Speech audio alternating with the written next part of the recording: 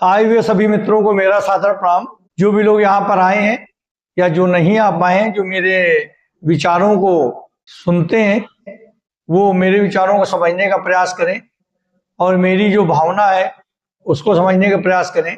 मेरी जो मूल भावना है वो यही है कि जो भी ज्ञान मुझे मिला है वह आप लोगों तक पहुंचाऊं, और इसीलिए मैं निरंतर प्रयास कर रहा हूं।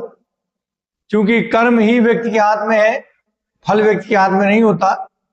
इसलिए कर्म करना मेरा धर्म है और पूर्ण ईमानदारी से मैं अपना कर्म का निर्वहन कर रहा हूं और ज्ञान की चर्चा में वक्त निकालकर आप सब लोगों के मध्य शामिल होता हूं और अपनी बातें रखता हूं, अपने विचारों को आप लोगों के मध्य रखता हूं और उम्मीद करता हूं कि आप लोग भी अपने विचारों को हमारे मध्य रखें।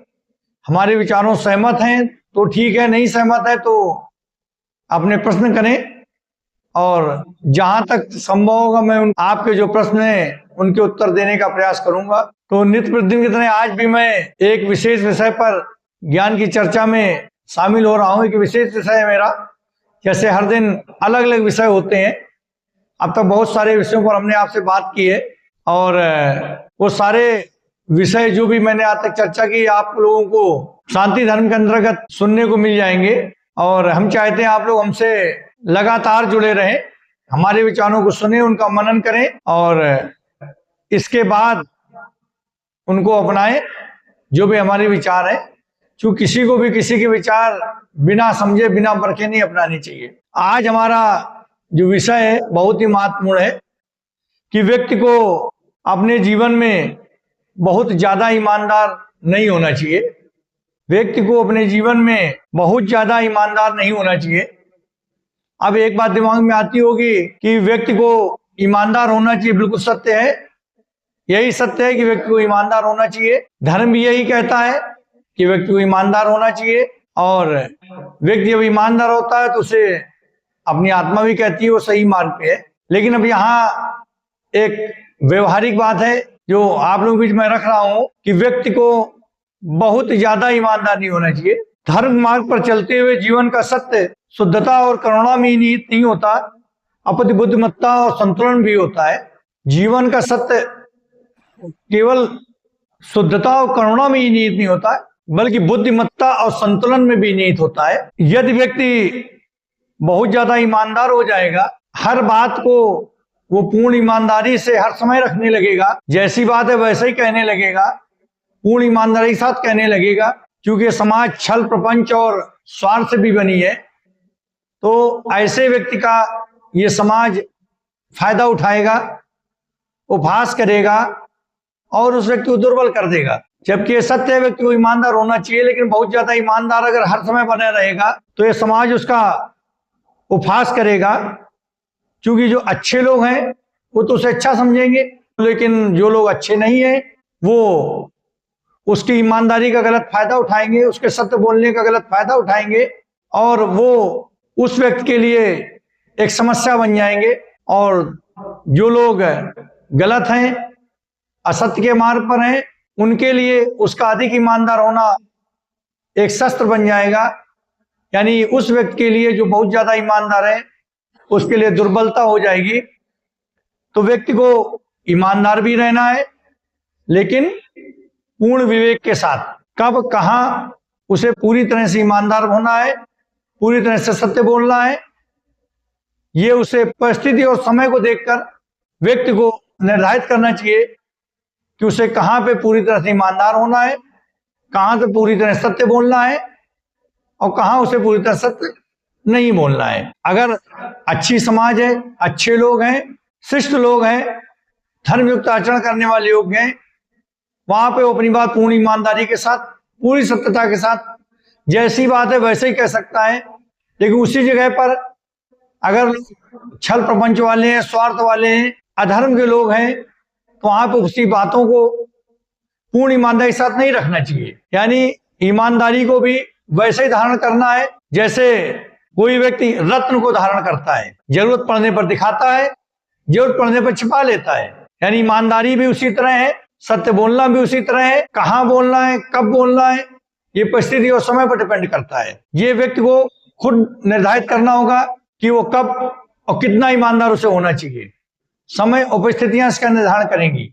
हर चीज की एक मर्यादा होनी चाहिए। जैसे अग्नि है, अगर एक पात्र में रखी जाती है तो भोजन पकाने के काम आती है, और वही अग्नि अगर बिना मर्यादा के खुले में रख दी जाए तो विनाश कर देगी।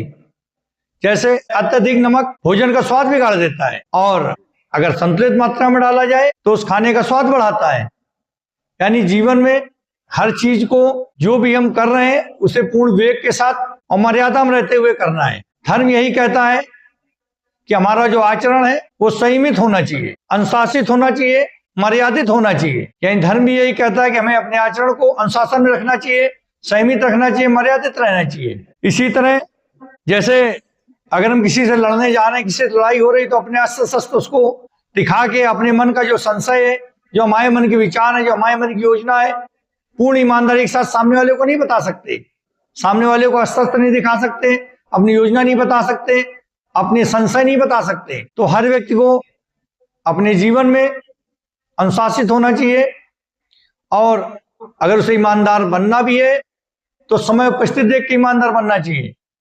अगर वो बिना समय उपस्थित देखे पूर्ण ईमानदारी के साथ आचरण करता है तो दुष्टों के लिए वो एक अस्त्र दे देगा और अपने को दुर्बल बना लेगा, क्योंकि समाज छल प्रपंच और स्वार्थ से बनी है। तो हमें जैसा माहौल, जैसी परिस्थिति, जैसा समय, उस हिसाब से अपनी ईमानदारी का आचरण करना है। ईमानदार होना अच्छी बात है, सत्य बोलना अच्छी बात है, लेकिन कब, कहां और कैसे और किन लोगों के बीच में, यह हमारा समय और परिस्थिति पर डिपेंड करता है। धर्म का मार्ग व्यक्तिगत शुद्धता में नहीं है, अपितु लोक व्यवहार में भी है। धर्म का मार्ग व्यक्तिगत शुद्धता में नहीं है, अपितु यह लोक व्यवहार भी है। यदि किसी दुष्ट व्यक्ति के सामने अत्यधिक ईमानदार व्यक्ति हो जाएगा तो अधर्म को बल देगा। किसी दुष्ट व्यक्ति के सामने यदि कोई अत्यधिक ईमानदार हो जाएगा तो अधर्म को बल देगा। तो हर व्यक्ति को ये जान लेना चाहिए कि कब उसे किस तरह का आचरण करना है, और ये उसका विवेक डिसाइड करे, विवेक और बुद्धि। इसीलिए कोई भी कार्य यदि कोई करता है तो उसे अपनी बुद्धि और विवेक का इस्तेमाल करना चाहिए। सत्य बोलना है परंतु समय देखकर, धर्म का पालन करना है परंतु परिस्थिति को ध्यान में रखते हुए, यही धर्म का मर्म है। संतुलन और विवेक दोनों होंगे। धर्म के पथ पर अगर किसी को चलना है तो संतुलन और विवेक दोनों को लेकर चलना होगा, तभी वो पूर्ण ईमानदारी से अपने धर्म के मार्ग पर चल पाएगा। तो आज का जो हमारा विषय था कि हमें बहुत ज्यादा ईमानदार नहीं होना चाहिए। सुनने में थोड़ा सा विषय अलग है, लेकिन इसको हम अपने व्यवहारिक जीवन में उतारें और समझने का प्रयास करें तो अक्सर हम लोग देखते हैं कि कभी कभी बहुत ज्यादा ईमानदार होना उसी व्यक्ति के लिए कमजोरी बन जाती है। जब सामने व्यक्ति अच्छा ना हो, व्यक्ति सज्जन ना हो, तो उसका ईमानदार होना ही उसके लिए बेड़ी बन जाती है, उसकी दुर्बलता बन जाती है। क्योंकि समाज में भांति भांति के लोग हैं, इसलिए हमको ईमानदार भी रहना है, सत्य भी बोलना है, लेकिन समय और परिस्थिति को देखकर और अपनी बुद्धिमत्ता और विवेक का इस्तेमाल करते हुए। तो आज जो मुख्य यहाँ पे जो हम बात कर रहे हैं यही है कि जब हम लोग, कोई भी व्यक्ति हो जो पूर्ण ईमानदारी से कोई बात रखता है, उसकी बात नहीं सुनी जाती तो उसको लगता है कि हम तो पूर्ण ईमानदार हैं, पूर्ण रूप से ईमानदार हैं।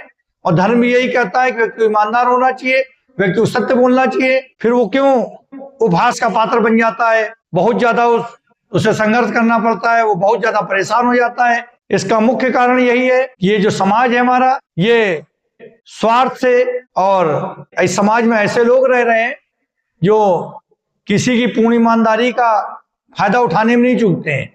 इसलिए हमको अपने आप में ईमानदार भी रहना है, पूर्ण ईमानदारी से कार्य भी करना है, लेकिन समय और परिस्थिति को देखते हुए।